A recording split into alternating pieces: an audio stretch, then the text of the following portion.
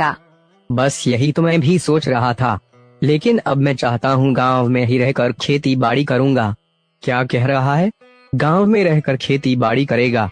अरे खेती में होता क्या है? देख रहा है पिछले 2 वर्षों से ठीक से वर्षा भी नहीं हो रही, और तो और जुताई, बुआई, सिंचाई, बीज सभी के भाव दिन ब दिन बढ़ते जा रहे हैं, पर फसल के उचित भाव हम किसानों को कभी नहीं मिलती। पिताजी, आप सब किसान पुराने तौर तरीके से खेती करते हैं, इसीलिए आप लोगों को घाटा होता है। मैं नया ट्रैक्टर खरीद नए तरीके से उन्नत खेती करूंगा।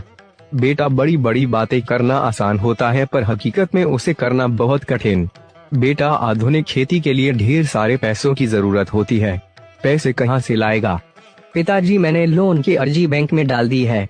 कल बैंक वाले खेतों का मुआयना करने के लिए आने वाले हैं। जब तूने इतना बड़ा फैसला ले लिया है तो करके देख ले। देखो अर्जुन, तुम्हारे खेतों के हिसाब से सब तो ठीक है, पर अब घुमा फिरा के क्या बात करें? हम सब कुछ साफ साफ कह देते हैं।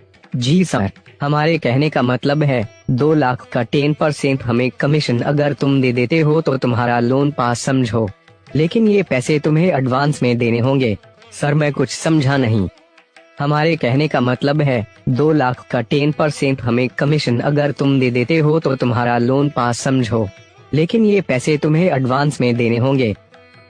10% का मतलब 50,000 रुपए, और अगर हम न दे पाए तो ये लोन ऑन भूल जाओ, कुछ नहीं मिलेगा।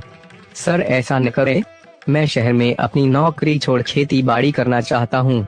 अगर ऐसा न हुआ तो हमारे बाबूजी हमें शहर दोबारा भेज देंगे, तो शहर लौट जाओ।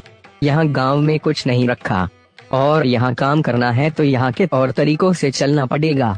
कुछ टोटल 5,200 रुपए हो रहे हैं। कैसा हिसाब कर रहे हो? आपके बैंक लोन